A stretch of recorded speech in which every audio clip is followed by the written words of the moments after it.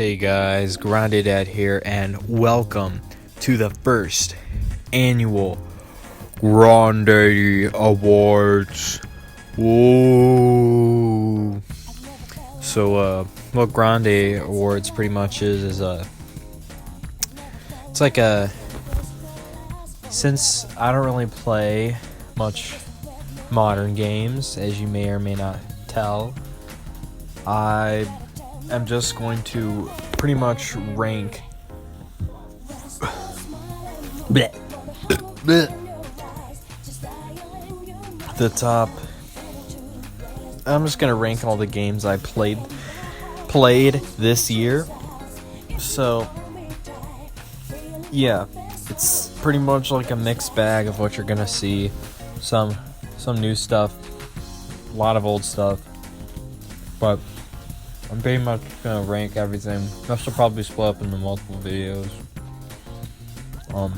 So yeah, I'm just gonna go through this list I have, ranking all the games I played this year, from worst to best. And this is just like, it doesn't have to be, or it's more of completed this year. It doesn't have to be I played the whole game this year. I could have played it previously, like most of it, but I finished it this year. But yeah, we will get on to it with our first one on the bottom of the list.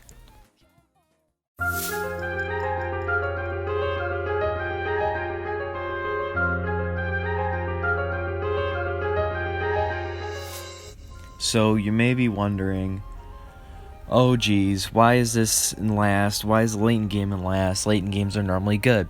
This game is not that good. The music is okay. The gameplay, like the puzzles and all that, they're good. They're like good Layton music and good Layton gameplay.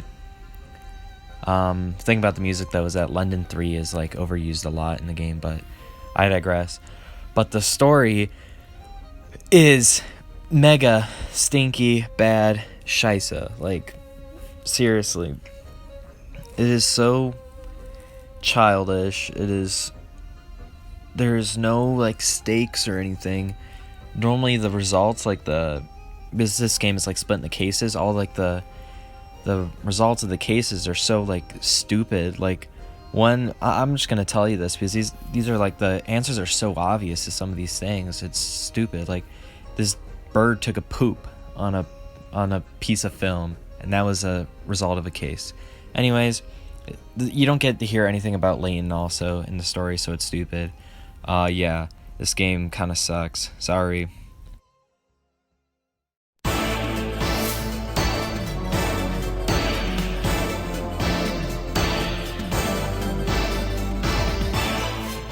So a while ago, I was really just craving Yu-Gi-Oh games and stuff, since I was watching the funny haha dub of Yu-Gi-Oh GX. And I saw, this, people said Forbidden Memories on the PlayStation 1 is like a good, you actually have cards in the game, because there's a lot of Yu-Gi-Oh games for some reason that does not have the card game at all. Like I got Yu-Gi-Oh Falsebound Kingdom, which there's no cards, no none. This game, they do have the cards. They're all don't work like they do in the actual game. I mean, you do battle and there is spells and traps and stuff, but you fuse monsters together, like, and you don't need like a polymerization spell or anything. You just fuse cards in your hand to make other cards, and they fuse into like a random card that is decided based on the types of cards that you use and which specific card. It is pretty cryptic and kind of weird.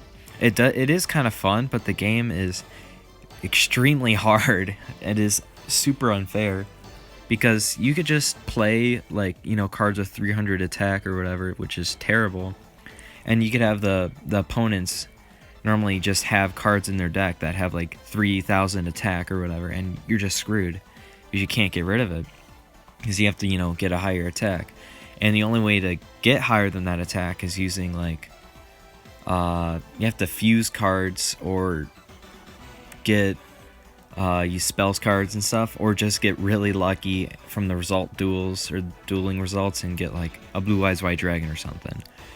But yeah, this game, man, it is you'll spend so much time just freaking grinding for good cards for your deck, and it is so freaking hard. I have not beaten this game yet.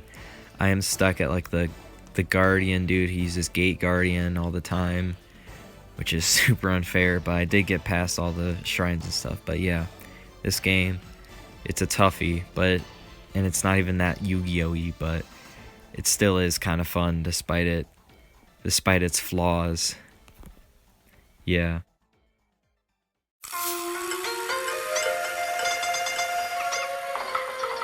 Hey yo man, as summer approaches. So this game is pretty much a Taiko Drum Master game for the DS, and I have the Switch game Drum and Fun, and 2 or 3 of the Wii games, and I'm a decent fan of the series. I like the gameplay and stuff. It's pretty fun, and I just wanted a portable one that was not on the Switch, and I saw this game, and I saw that it had a RPG adventure mode with a story and stuff. I'm like, oh, that's neat, and it is pretty neat. So there is like the main, just free play mode where you just play, any songs and stuff, and the gameplay, it's still Taiko Drum Master. You could use the styluses and tap the screen. It came with 2 styluses, which are pretty cool. But yeah, the story mode is kind of why I got it, and if you could tell, it's not in English, and I can't read anything, so I kind of just went by the pictures and understood it. I'm pretty sure they just went back in time or something, and now they're doing stuff, defeat evil. But yeah, there is a world map, and there are random encounters, and you pretty much just fight enemies by playing through songs, and you do get experience, you do level up and stuff. There are shops, you can get better equipment so that each note you hit deals more damage, and it's a pretty cool game. I recommend it to any fans of the series.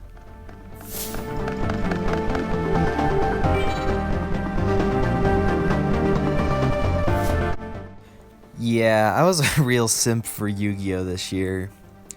So this game, Yu-Gi-Oh! Ultimate Masters World Championship Tournament 2006 for the Game Boy Advance.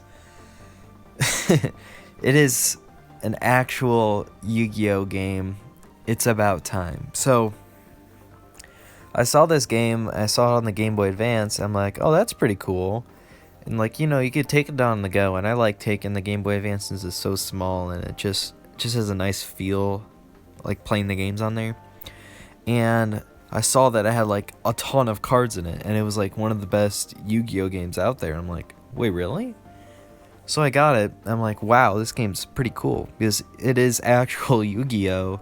8,000 life points, 40-ish card decks, you could do it. And there's a whole lot of content in here. There's all these puzzle duels, which are really cool, survival duels, theme duels, limit duels, all sorts of things. You could some of the themes, maybe they want you to win by doing effect damage or mill out, or deck out, or some by you can only have level 4 monsters or no level 4 monsters, only higher ones or something. But yeah, it's pretty cool. So I was playing through it, and oh yeah, they also have I forgot to mention this, they have actual sets in the game, so you could get packs, even though they're only 5-card packs, but you could get dual points and purchase actual cards from actual sets in the game, which I think is pretty cool and a nice touch. And they have I don't know, 30 sets in there. It's crazy. And they have, there's not all 30 aren't, there's some custom sets in there that include warriors only or something, but it's really cool. I really like it. And there's also a link feature which you could do multiplayer with, and I'm like, oh boy. So I got a second copy of the game so I could play it, with friends or whatever, and it is a pretty fun game. The reason why it's so low is because it's like Yu-Gi-Oh! You could just play it on get the cards. It's better than, playing on the Game Boy Advance, but it's still a pretty neat option to play. And it has like all sorts of band lists and stuff that you could change, which is pretty cool. And it has a ton of content, and I really enjoy it.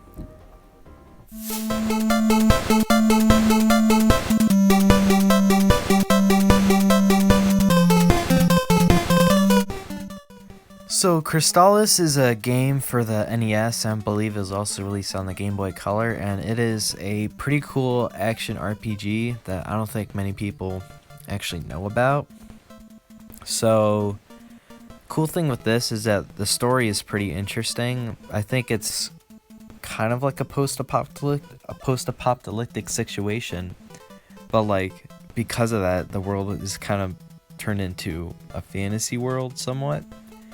And it is kind of like Zelda. Like, you could easily draw comparisons with Zelda with this gameplay that you're probably seeing right now, but it does have more RPG elements. You do level up, and you can like get all sorts of magic and skills that you can use on the field, and there is equipment and all this stuff, and it runs pretty well for the NES. Like, the gameplay is pretty smooth and fluid, and everything feels pretty natural, and there's a lot of exploration, and the story is pretty good for NES game, that is.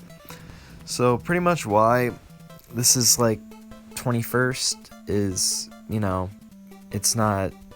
it's good for NES, but otherwise it's okay. But yeah, I do recommend it though. If you have an NES, it is a pretty fun action RPG game for the console.